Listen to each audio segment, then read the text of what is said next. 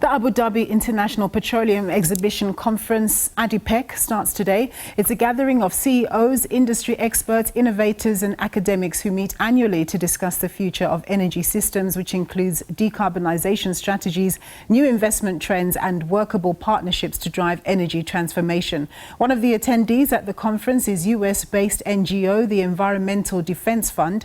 Well, to share some of the key issues that will drive discussions there, I'm joined by Mark Brownstein. He's Senior Vice President for Energy Transition at the Environmental Defence Fund.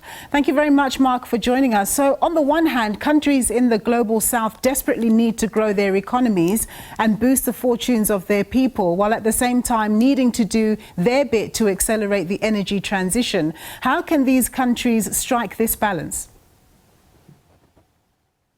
Well, as you said, we have twin challenges facing us all. The climate crisis bears down on every country around the world, and we see evidence of the challenge in the droughts and the wildfires around the world, and including in the African continent.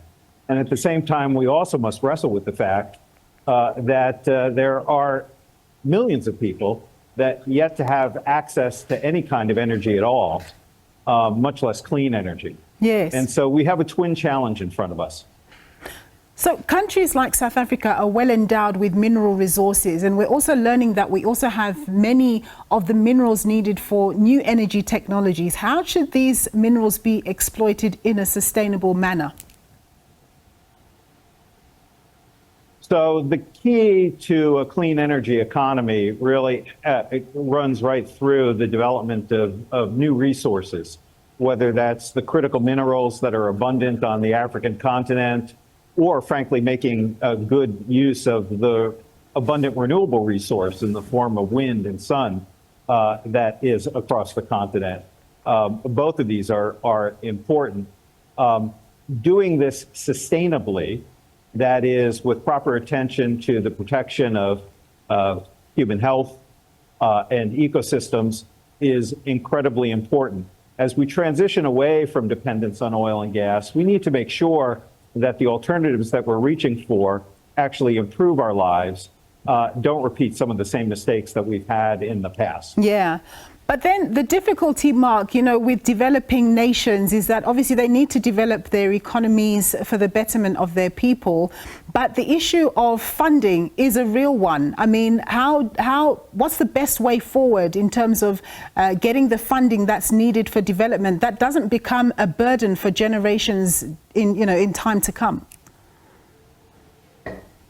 Well, I think when we look at the cost of the energy transition, we have to take into consideration the fact that the primary goal is to make sure that we have energy for everybody.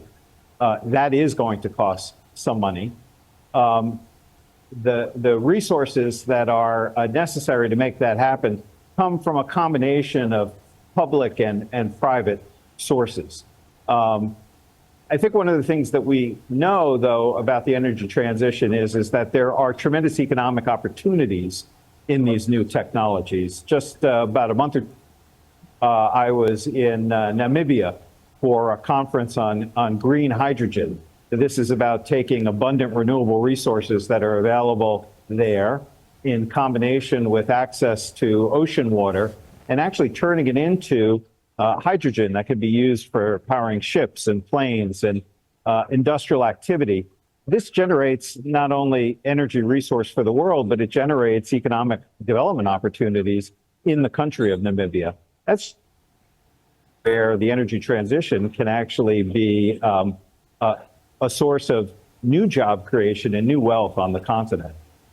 Mark, we've run out of time, but thank you very much for your insights there. That was Mark Brownstein. He's a Senior Vice President for Energy Transition at the Environmental Defence Fund.